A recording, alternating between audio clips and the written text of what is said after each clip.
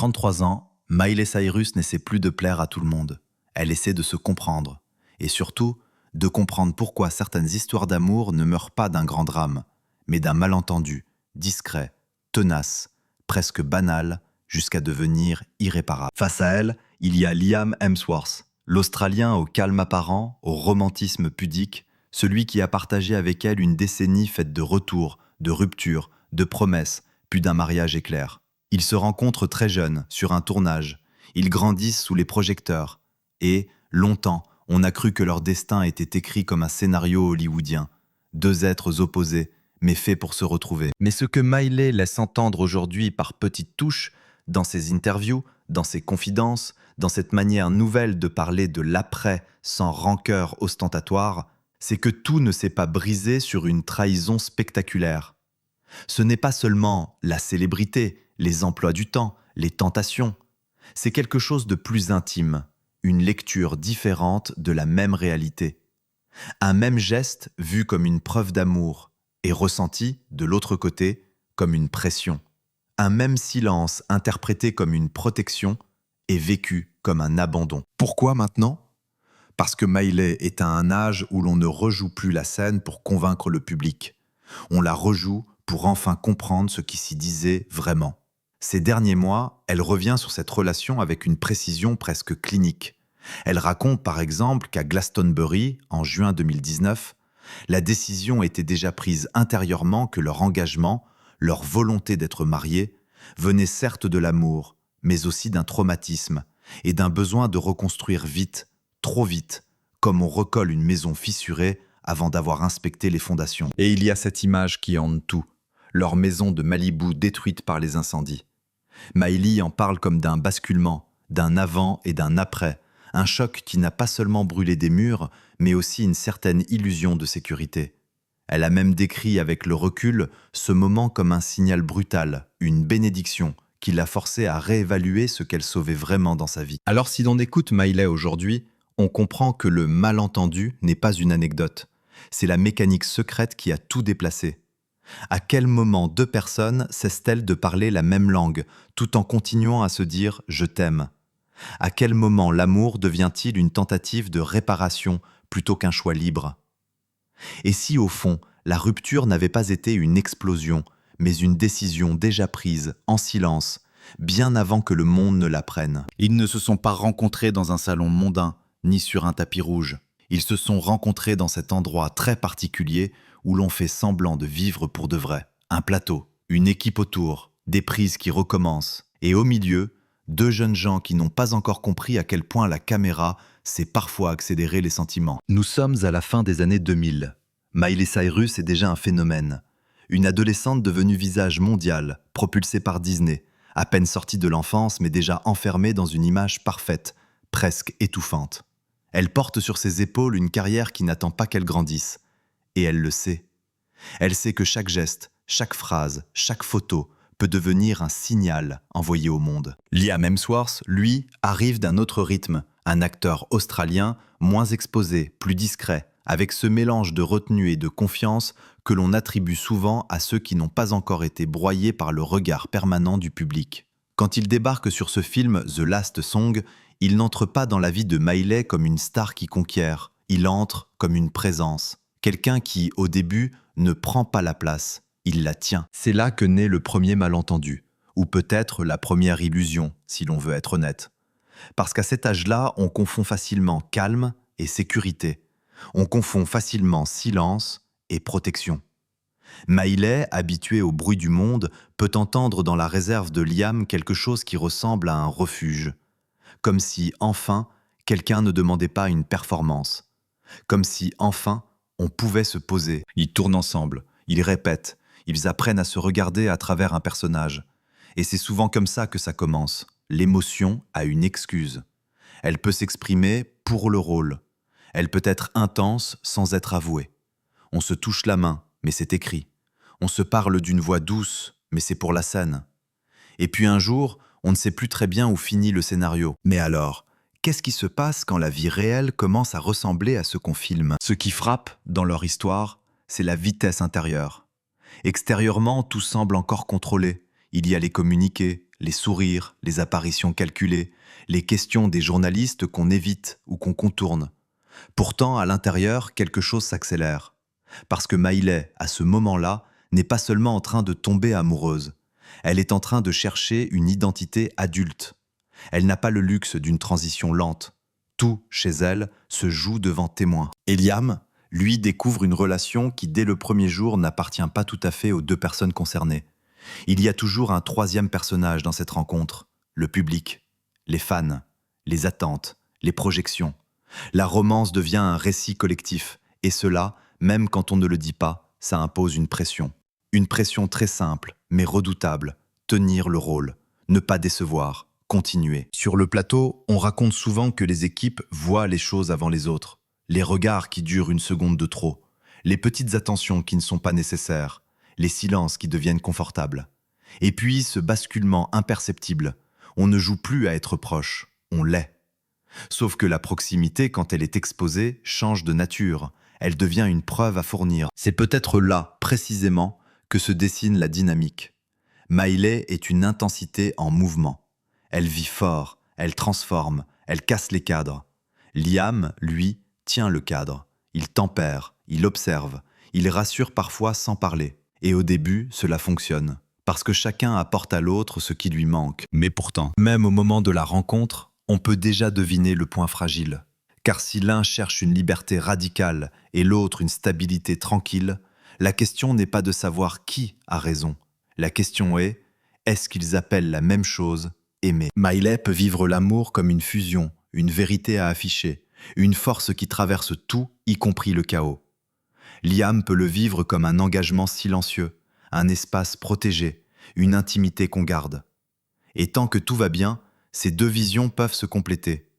Mais dès que la tension arrive, elles peuvent se contredire. Alors, au tout début, ils n'appellent pas ça un conflit. Ils appellent ça une évidence. Deux jeunes gens qui se trouvent, au bon moment, deux trajectoires qui se croisent, et l'illusion magnifique que le reste suivra naturellement. Sauf que rien ne suit naturellement quand on se rencontre sous la lumière du succès. Ils entrent très vite dans cette zone étrange, où l'amour n'est plus seulement un sentiment, mais un récit public. Et dans les années qui suivent leur rencontre, tout s'accélère, leur carrière, leur image, leur pouvoir de fascination. Le couple Maïlé et Liam devient une phrase qu'on prononce comme un titre, presque comme une marque. Maïlé, elle, n'est plus seulement la jeune star, elle est déjà en train de devenir une artiste qui cherche à se défaire de ce qu'il a fabriqué. Son parcours se lit comme une lutte entre deux forces, l'attente d'un public qui veut la garder sage et un besoin intime de s'inventer autrement, quitte à choquer, quitte à rompre avec l'image d'hier. C'est une période où chaque transformation est scrutée, analysée, commentée. Et au milieu de ce tumulte, Liam apparaît souvent comme un repère, plus stable, plus silencieux, plus terre-à-terre, dit-on. Lui, justement, prend une autre dimension à l'écran. Il devient un visage de blockbuster. Il s'impose dans une industrie où l'on ne pardonne pas l'hésitation. Le succès le solidifie. Il gagne en assurance. Et paradoxalement, cette ascension peut créer une distance. Parce que deux carrières qui explosent en même temps, ce n'est pas seulement deux agendas compliqués. C'est aussi deux identités qui se construisent, parfois dans des directions opposées. Au début, le public y voit une complémentarité idéale. Maïlé, l'électricité, Liam, l'ancrage. Une équation parfaite.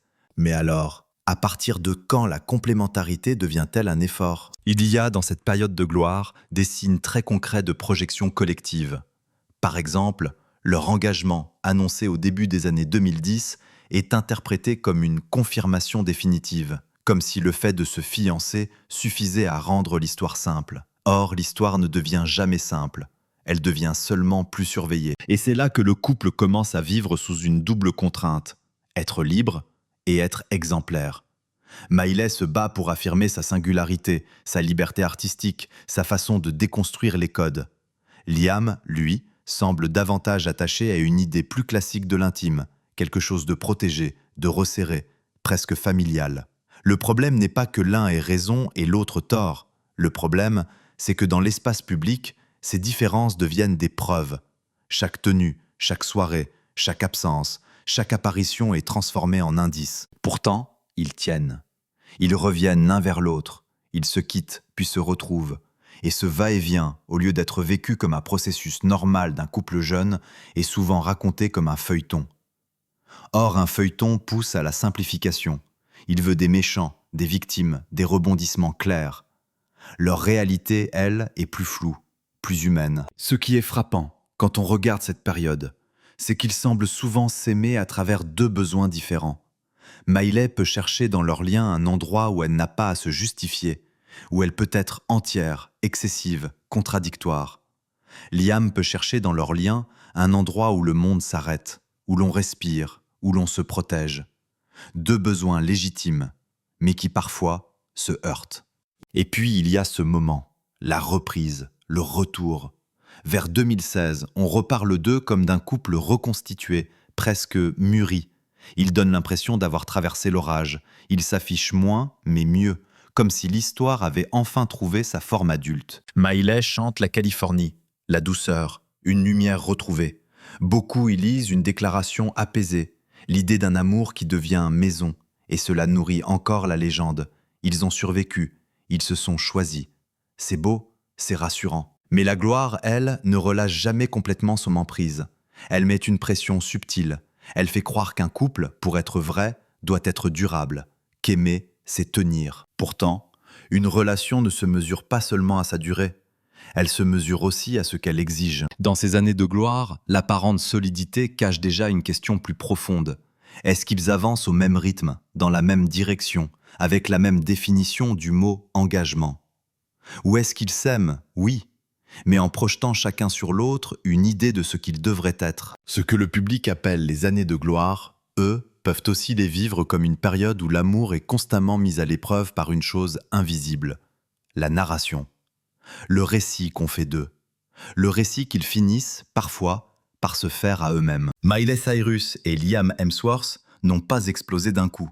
Ils se sont d'abord déplacés, lentement, l'un par rapport à l'autre, comme deux personnes qui continuent à marcher main dans la main, mais qui ne regardent plus exactement dans la même direction. Mais alors, comment une relation qui a survécu aux ruptures, au retour, à la pression médiatique, commence-t-elle à se fissurer au moment où tout semble, enfin, stabilisé? La fissure, souvent, ne vient pas d'un manque d'amour.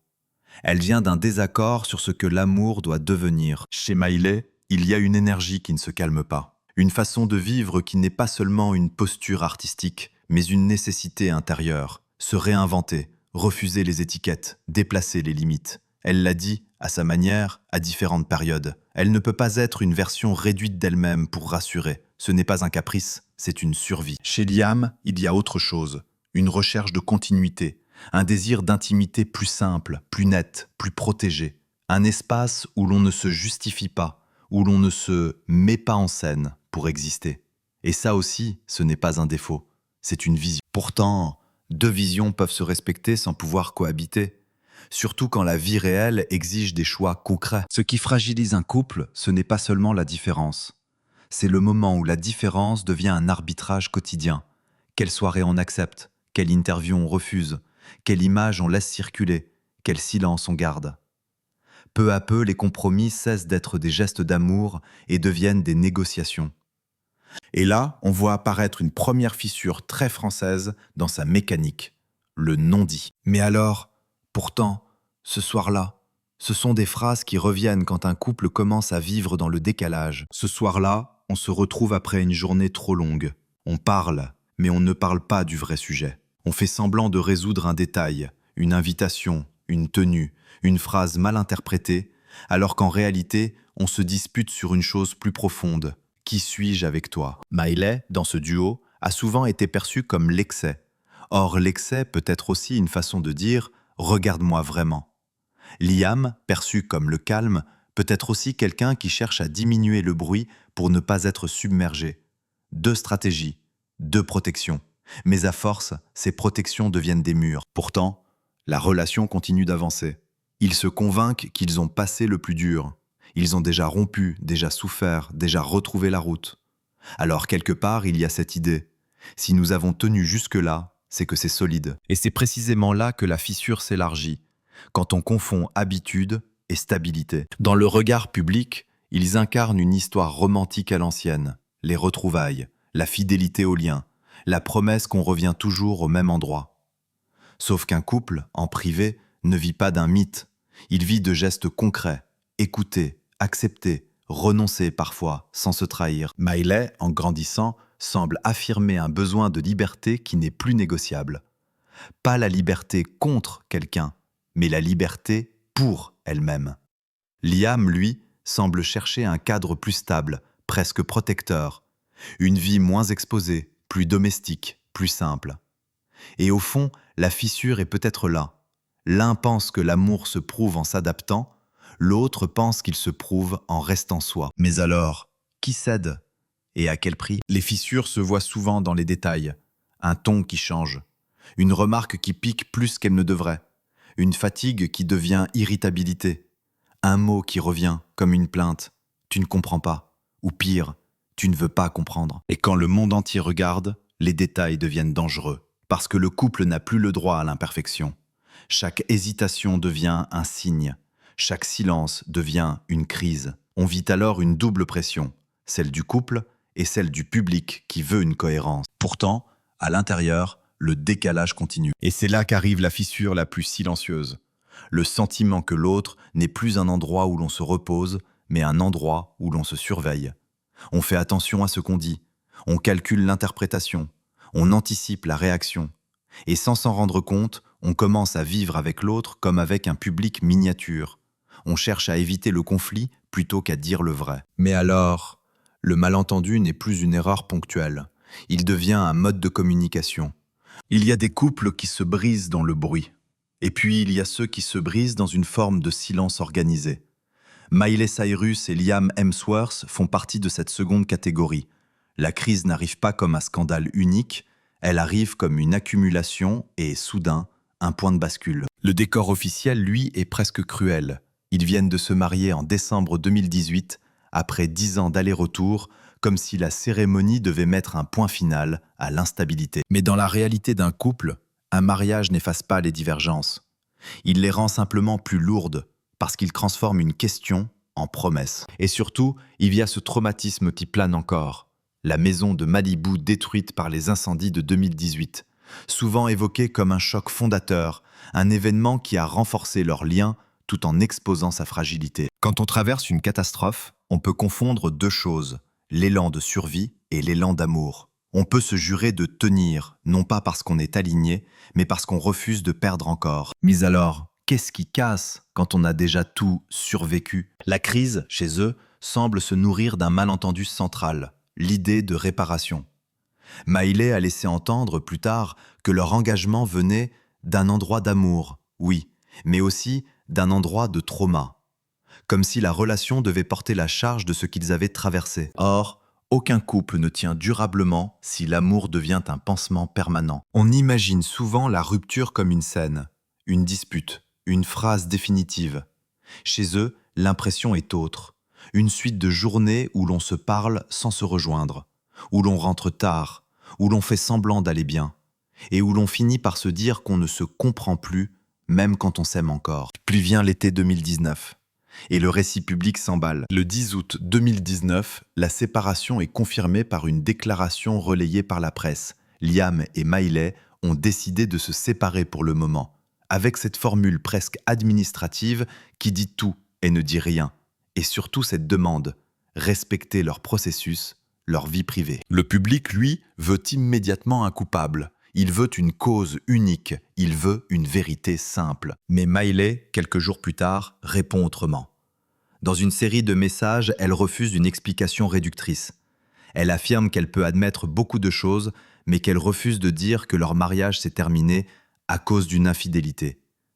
Elle insiste sur une autre idée, l'évolution, le changement, le fait d'être devenu quelqu'un d'autre. Ce n'est pas une confession romantique, c'est un langage de rupture adulte. Celui qui dit « je ne veux plus vivre contre moi-même ». Et Liam, lui, choisit une sobriété presque totale. Une publication sur Instagram, courte, digne, où il confirme la séparation et souhaite à Miley santé et bonheur. Pas de récit, pas d'attaque, un silence, encore, mais un silence qui cette fois ressemble à une clôture. Quelques jours après, le 21 août 2019, Liam dépose officiellement une demande de divorce.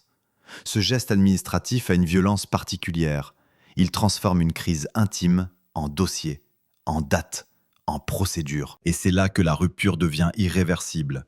Non pas parce que l'amour disparaît, mais parce que la machine se met en marche. Le plus saisissant dans cette période, c'est la sensation d'étouffement. Le bruit médiatique augmente alors que, chez eux, tout semble s'être joué dans un registre inverse, celui de la fatigue émotionnelle, des divergences de rythme, d'une incompatibilité devenue trop lourde. Miley se bat contre l'idée d'être réduite à une raison de rupture. Liam se bat pour préserver un reste de dignité et de confidentialité. Et au milieu, il y a ce sentiment que la crise a été longtemps contenue jusqu'à ce qu'elle ne puisse plus l'être. Et puis, comme une dernière preuve que tout cela n'était pas une explosion mais une conclusion, le divorce est finalisé début 2020, mettant un terme légal à une histoire qui, affectivement, s'était déjà détachée depuis des mois. Après une rupture médiatisée, le silence n'existe jamais vraiment. Il est rempli de suppositions, de récits concurrents, de sources proches du couple, de commentaires qui veulent expliquer ce que les principaux concernés refusent de transformer en spectacle. Et pourtant, dans l'après Miley-Liam, il se passe quelque chose d'assez rare. Aucun des deux ne se lance dans la vengeance publique. Pas de grande interview incendiaire, pas de confession humiliante sur l'autre. Ils avancent. Mais avancer, pour eux, ne signifie pas oublier. Cela signifie reconfigurer, redéfinir ce que cette histoire a été et ce qu'elle n'a pas été. Du côté de Liam, l'après ressemble à un retrait. Il s'éloigne du bruit, se recentre, réapparaît dans une posture plus discrète, plus fermée aux commentaires. Ses rares mots publics restent dans la même tonalité, sobriété, respect, refus de nourrir le feuilleton.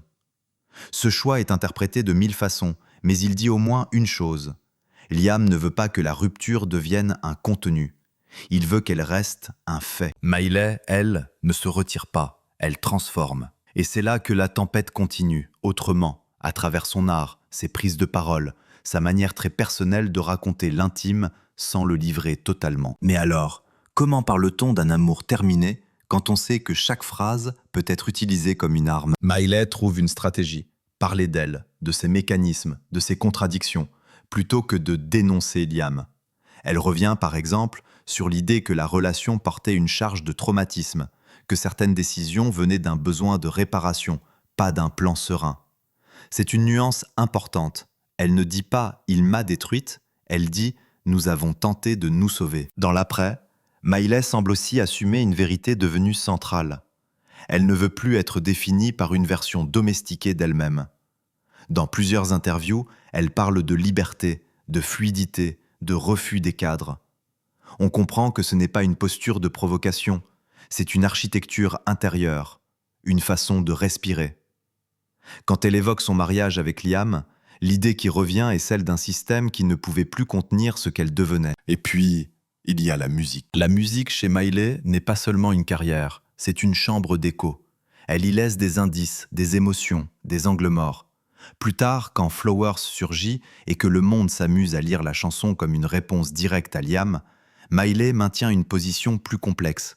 Elle admet l'émotion, l'inspiration intime, mais elle refuse d'en faire un procès public simpliste. Elle ramène le récit à quelque chose de plus large, l'autonomie, l'amour de soi, la reconstruction. Pourtant, la tentation du public reste la même, vouloir un schéma. On veut que Miley soit celle qui se relève et Liam, celui qui regrette. Ou l'inverse, on veut des rôles. Mais leur après ne se laisse pas si facilement enfermer, parce qu'il est traversé par une chose adulte, l'idée qu'un amour peut être sincère, et pourtant insuffisant. Ce qui se passe après la tempête, c'est aussi un travail de mémoire. Miley parle parfois de la maison brûlée, de cette période comme d'un basculement. Elle a décrit cet événement comme une rupture de continuité, une perte qui oblige à redéfinir ce qu'on garde et ce qu'on laisse. Beaucoup ont interprété cela comme une métaphore involontaire de sa relation. Ce qui brûle, ce n'est pas seulement un lieu, c'est une certaine idée de la stabilité. Dans cet après, Liam, lui, devient un personnage absent. Son absence parle autant que les mots de Miley. Elle, en s'exprimant, donne des contours à l'histoire. Lui, en se taisant, préserve une autre version, celle où la dignité passe par la non-explication. Ce décalage peut sembler frustrant pour le public, mais il est cohérent. Il prolonge exactement la dynamique qui les a aussi séparés. Maïlé a besoin de dire, de transformer, de rendre vivant. Liam a besoin de contenir, de protéger, de fermer. Et là, le malentendu initial réapparaît sous une autre forme. Ce qui au début semblait complémentaire, l'intensité de l'une, la retenue de l'autre, devient, après la rupture, deux manières opposées de survivre. Mais alors, qu'est-ce qui reste quand la tempête est passée? Il reste une sorte de respect à distance, une ligne qu'ils ne franchissent pas, celle de l'humiliation publique.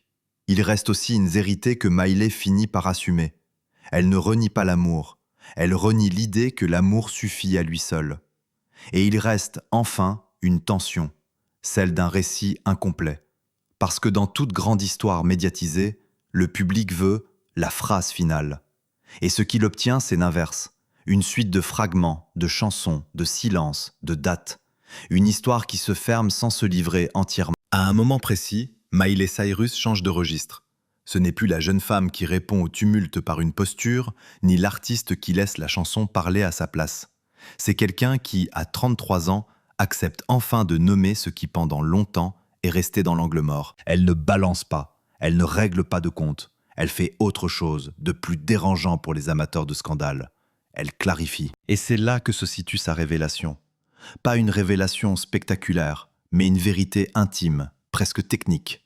Leur histoire n'a pas été brisée par un manque d'amour, mais par un malentendu sur ce que l'amour devait réparer. Elle le dit à sa manière, en parlant du moment où tout s'est figé. L'idée qu'après certains chocs, on confond la solidité avec la survie, qu'on se persuade qu'en tenant plus fort, on finira par retrouver l'équilibre. Alors que parfois, tenir plus fort ne fait qu'accentuer la fracture. Miley décrit, avec une lenteur assumée, une chose que beaucoup de couples vivent sans oser l'avouer. L'engagement peut devenir une réponse à la peur de perdre, la peur d'avoir déjà trop investi, la peur d'admettre qu'on a changé. Et ce qu'elle semble confesser, au fond, c'est ceci. Ils se sont aimés, oui, mais ils se sont aussi accrochés à une version d'eux-mêmes, celle qui croyait qu'en revenant l'un vers l'autre, on pouvait effacer tout ce qui s'était accumulé. Il y a une phrase qu'elle laisse entendre, comme un constat, jamais comme une accusation. On a voulu être ceux qu'on pensait devoir être. Et, dans cette phrase, on comprend tout. Le poids du regard public, le poids des mythes amoureux, le poids des promesses. Quand on est une icône pop mondiale, le couple n'est pas seulement un couple, il devient un symbole. Et un symbole, ça ne se termine pas facilement. Ça résiste, ça s'entête, ça se met en scène. Mais alors, à quel moment Miley brise le silence? Le moment arrive quand elle reconnaît que l'erreur n'a pas été la rupture, mais l'idée qu'ils pouvaient se sauver l'un l'autre à la place de se choisir librement au présent. Elle revient sur cette notion de traumatisme, sur le fait que certaines décisions ont été prises dans l'urgence émotionnelle. Reconstruire vite, consolider vite, prouver vite. Et elle laisse entendre que ce réflexe de réparation a créé un piège. Si l'engagement sert à réparer, alors il devient un contrat de survie. Et un contrat de survie demande des sacrifices constants. Elle s'arrête, puis elle insiste, presque en chuchotant dans son ton. Ce n'était pas une guerre entre eux, c'était une incompatibilité de rythme, d'intimité, de définition. La révélation, ce n'est pas « il m'a fait ça ». La révélation, c'est « on ne vivait pas le même amour ».